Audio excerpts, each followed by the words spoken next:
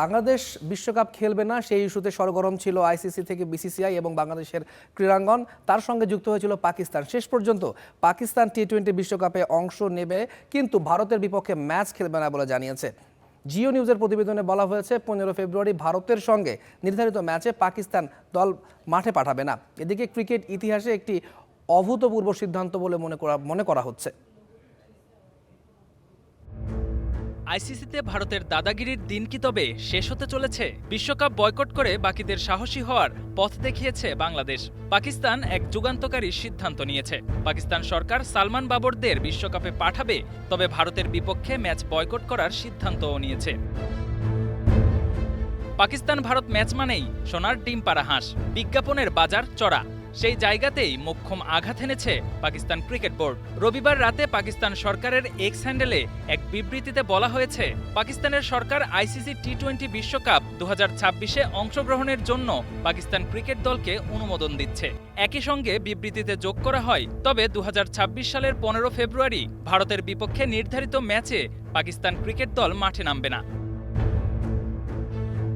এই ঘোষণার পর আন্তর্জাতিক ক্রিকেট মহলে নতুন করে আলোচনা শুরু হয়েছে। ভারত পাকিস্তান ম্যাচ ছাড়া কিভাবে বিশ্বকাপ এগোবে এবং আইসিসি এ বিষয়ে কি সিদ্ধান্ত নেয়। এই সিদ্ধান্ত এসেছে এমন এক প্রেক্ষাপটে যখন নিরাপত্তাজনিত উদ্বেগের কথা জানিয়ে বাংলাদেশ টুর্নামেন্ট বয়কট করে। বাংলাদেশ জানিয়েছিল তারা ভারতে গিয়ে খেলতে নিরাপত্তা ঝুঁকি অনুভব করছে।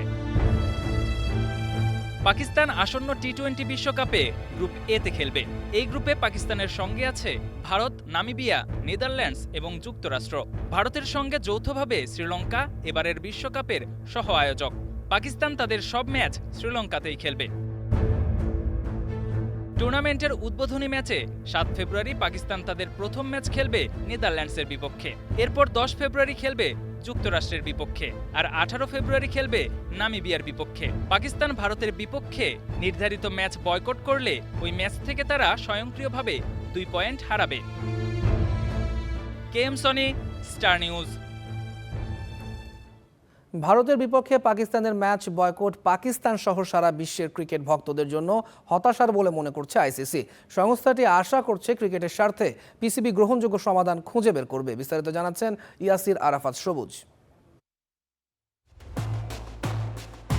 বাংলাদেশকে বলার সময় কঠিন সুর, কিন্তু পাকিস্তানের সামনে যেন কাকুতি মিনতি করছে আইসিসি। পিসিবিকে অনুরোধ করছে সিদ্ধান্ত পুনর্বিবেচনা করতে।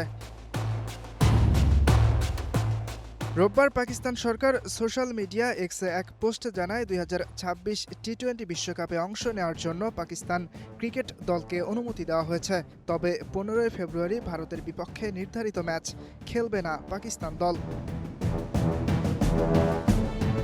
যদিও এই বিষয়ে পিসিবির পক্ষ থেকে এখনও আনুষ্ঠানিকভাবে কিছুই জানানো হয়নি, তবে পাকিস্তান সরকারের দেওয়া এই পোস্ট নজরে এসেছে ক্রিকেটের নিয়ন্ত্রক সংস্থাটির। আইসিসি মনে করছে নির্দিষ্ট ম্যাচে অংশগ্রহণের এই ধারণা একটি বৈশ্বিক টুর্নামেন্টের মৌলিক নীতির সঙ্গে অসামঞ্জস্যপূর্ণ। সব দল সমান সুযোগ ও নিয়ম মেনে খেলবে বলে আশা করছে তারা। আইসিসি ক্রীড়াসুলভ সততা, প্রতিযোগিতামূলক মনোভাব, ধারাবাহিকতা ও ন্যায্যতার ভিত্তিতে নির্মিত।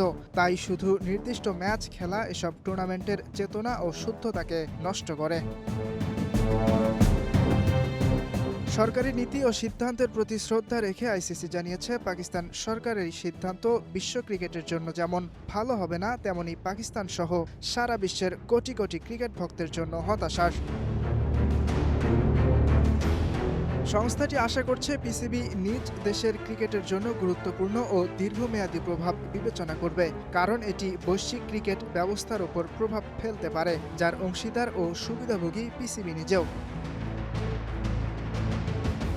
আইসিসি আরও জানিয়েছে, আসন্ন টি-20 বিশ্বকাপ সফলভাবে আয়োজন করা পিসিবি সহ সকল সদস্যের দায়িত্ব হওয়া উচিত। সংস্থাটি আশা করছে সকল দলের স্বার্থে পিসিবি পারস্পরিকভাবে গ্রহণযোগ্য সমাধান খুঁজে বের করবে। ইয়াসির আরাফাত সবুজ, স্টার নিউজ। উত্তরাঞ্চলের ক্রিকেট উন্নয়নে রংপুর বিভাগে মহা প্রকল্প হাতে নিতে চলেছে বাংলাদেশ ক্রিকেট বোর্ড। নগরীর রংপুর ক্রিকেট গার্ডেনে 29 কোটি 40 লক্ষ টাকার প্রকল্প বাজেট প্রস্তাব করা হয়েছে সবশেষ বোর্ড সভায়।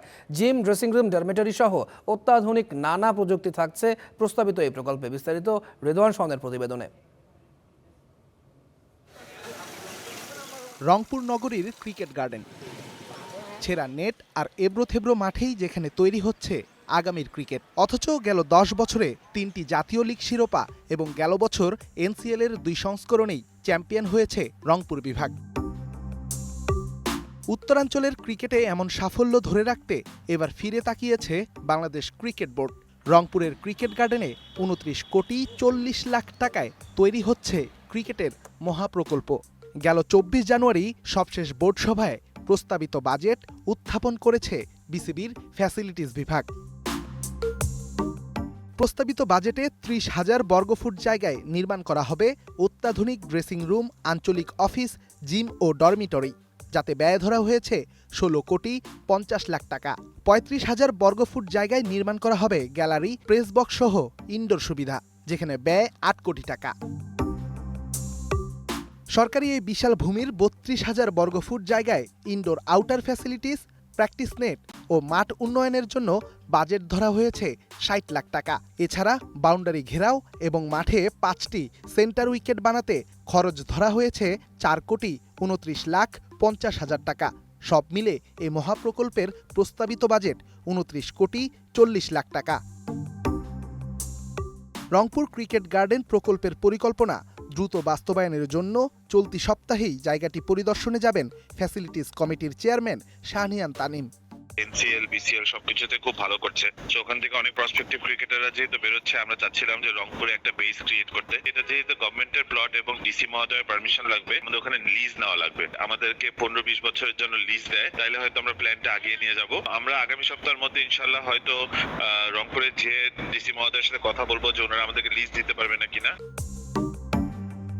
বিসিবি সভাপতির দায়িত্ব নেয়ার পর থেকেই ক্রিকেটীয় বিকেন্দ্রীকরণের কথা বারংবার বলেছে আমিনুল ইসলাম বুলবুলের ক্রিকেট বোর্ড, যার শুরুটা হতে চলেছে রংপুর ক্রিকেট গার্ডেন দিয়ে। নিশ্চয়ই বিসিবির এমন পরিকল্পনা উত্তরাঞ্চলের ক্রিকেটে বয়ে আনবে অভাবনীয় সাফল্য। Redwan Shaon, star news, Dhaka. রংপুরের ক্রিকেট উন্নয়নে বিসিবির মহাপরিকল্পনা নিয়ে বিস্তারিত জানাতে রংপুর ক্রিকেট গার্ডেন থেকে যুক্ত হচ্ছেন মাহমুদ রাফিন। রাফিন, পরিকল্পনা বাস্তবায়নে ক্রিকেট বোর্ড থেকে কবে নাগাদ কাজ শুরু করা হবে, কোনো তথ্য জানিয়েছে কিনা? আবার এ বিষয়ে রংপুরের যারা ক্রিকেট প্রেমী রয়েছেন কিংবা যারা ক্রিকেট সংগঠক রয়েছেন তাদের সঙ্গে আপনার কোনো কথা হয়েছে কিনা? গতকাল স্টার প্লেতে এই সংবাদটি প্রকাশের পর থেকে কিন্তু রংপুরের যারা ক্রীড়াপ্রেমী, বিশেষ করে ক্রিকেট খেলার সাথে জড়িত সকল সংশ্লিষ্ট সকলেই কিন্তু অত্যন্ত আনন্দিত হয়েছেন। কারণ দীর্ঘদিন থেকে কিন্তু রংপুরের ক্রিকেটের উন্নয়নের কথা বলা হলেও কিন্তু এখানে তেমন কোনো উন্নয়ন হয়নি। রংপুরের ক্রিকেটের যে সবচেয়ে বড় সমস্যা এখানকার অবকাঠামো এবং অব্যবস্থাপনা, ফলে দীর্ঘদিন কিন্তু এখানে অনুশীলন হয় না, নিয়মিতভাবে লিগ অনুষ্ঠিত হচ্ছে না। এছাড়াও কিন্তু মাঠ নিয়ে দ্বন্দ্ব, অন্যান্য কাজে কিন্তু মাঠের ব্যবহার সহ নানাবিধ সমস্যায় রংপুরে ক্রিকেট জড়িত।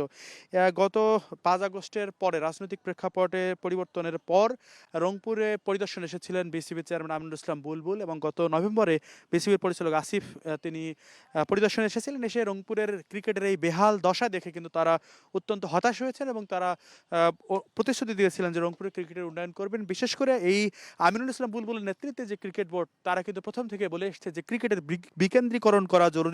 সেই হিসাব থেকেই আসলে সেই প্রতিশ্রুতি থেকেই গত 24 তারিখ যে সবশেষ বিসিবির বোর্ড সভা হয়েছে, সেখানে রংপুর ক্রিকেটের উন্নয়নের জন্য তারা মহাপরিকল্পনা নিয়েছে। 29 কোটি 40 লাখ টাকা ব্যয়ে এই প্রকল্পে তারা রংপুরের ক্রিকেটের জন্য বিশেষ বরাদ্দ রেখেছে। বিশেষ করে ড্রেসিং রুম, আঞ্চলিক অফিস, জিম এবং ডরমিটরি এটির জন্য 16 কোটি 50 লাখ টাকা, গ্যালারি এবং প্রেস বক্স এটির জন্য 5 কোটি টাকা, ইনডোর ফ্যাসিলিটির জন্য 3 কোটি টাকা। এছাড়াও কিন্তু indoor outer facilities, practice net এবং মাঠ উন্নয়নের জন্য প্রায় 60 লাখ 50 হাজার টাকা। এছাড়াও বাউন্ডারি ঘেরাওয়ের জন্য 2 কোটি 29 লাখ 50 হাজার, এবং মাঠের প্রধান যে মাঠ সেটির উন্নয়ন এবং 5টি সেন্টার উইকেট নির্মাণের জন্য 2 কোটি টাকা বরাদ্দের কথা বলা হয়েছে। তো এই সংবাদ প্রকাশের পরই কিন্তু রংপুরে যারা ক্রীড়াপ্রেমী তারা অত্যন্ত উচ্ছ্বসিত হয়েছে যে 5 আগস্টের পরে রাজনৈতিক পট পরিবর্তনের পর আসলে বিসিবির এই উন্নয়নের পরিকল্পনার জন্য দ্রুত বাস্তবায়ন হয়। তবে এখানে ছোট্ট একটি বাধা রয়েছে। এই রংপুরের ক্রিকেট গার্ডেনের এই জমিটি সরকারের নিজস্ব জমি হওয়ায় আসলে ক্রিকেট বোর্ড তারা এসে অপেক্ষা করছে যে সরকার যদি তাদের এটি দীর্ঘমেয়াদী লিজ প্রদান করে, সেজন্য তারা অপেক্ষা করছে। রংপুর ক্রিকেট গার্ডেনের এই প্রকল্পটি বাস্তবায়নের জন্য চলতি সপ্তাহে রংপুরে আসার কথা রয়েছে বিসিবির ফ্যাসিলিটিস কমিটির চেয়ারম্যান শাহনিয়ান তানিমের। তারা এসেই মূলত জেলা প্রশাসকের সাথে কথা বলবেন, যদি একটু দীর্ঘমেয়াদী দীর্ঘমেয়াদী ২০-২৫ বছর নাগাদ প্রকল্প এই জমিটি আসলে বিসিবির আওতায় দেয়া হয়, তাহলে আসলে তারা এই প্রকল্প বাস্তবায়নের কাজ শুরু করবেন। মূলত রংপুর এই ক্রিকেট গার্ডেন থেকে জাতীয়ভাবে বেশ কয়েকজন প্লেয়ার কিন্তু উঠে এসেছে। বিশেষ করে আমরা যদি নাসির, শুভ এবং আরিফুলের কথা বলি, এই ক্রিকেট গার্ডেন কিন্তু শত সমস্যা থাকা সত্ত্বেও বিগত বছরগুলোতে কিন্তু ভালো সাফল্য এনেছে। বিসিবি চায় এই সাফল্য ধরে রাখতে, তারা একটি সহায়ক ভূমিকা পালন করবে। পাশাপাশি রংপুরের ক্রিকেটের উন্নয়নে তারা ব্যাপক ভূমিকা রাখবে, এটি বিসিবির পরিকল্পনা। রংপুরের ক্রিকেট প্রেমীরা আসলে অপেক্ষায় রয়েছে জেলা প্রশাসন কখন জমি দিয়ে বিসিবির এই প্রকল্প বাস্তবায়নে সহায়তা করে। রাফিন, আপনাকে ধন্যবাদ। থাকুন আপনি, নিশ্চয়ই পরবর্তীতে আপনার মাধ্যমে আমরা আরও খবর জানাবো। এবারে টেনিস। নোভাক জকোভিচের 25তম গ্র্যান্ড স্ল্যাম জয়ের অপেক্ষা আরও বাড়ল। অস্ট্রেলিয়ান ওপেনের ফাইনালে স্পেনের কার্লোস আলকারাসের কাছে হেরে গেছেন এই সার্বিয়ান তারকা। প্রথম সেট সহজেই জেতেন জকোভিচ, তবে কার্লোস আলকারাস ঘুরে দাঁড়ান। দুরন্ত পারফরমেন্সে পরের 2 সেট জিতলেন এই স্প্যানিয়ার্ড। চতুর্থ সেটে লড়াইটা জমল বেশ, টাই ব্রেকে জিতে উল্লাসে মাতলেন আলকারাস। র্যাঙ্কিংয়ে 1 নম্বর তারকা ফাইনাল জেতেন 2-6, 6-2, 6-3 এবং 7-5 গেইমে। 22 বছর 272 দিন বয়সে ক্যারিয়ার গ্র্যান্ড স্ল্যাম জয়ের স্বাদ পেলেন কার্লোস আলকারাস।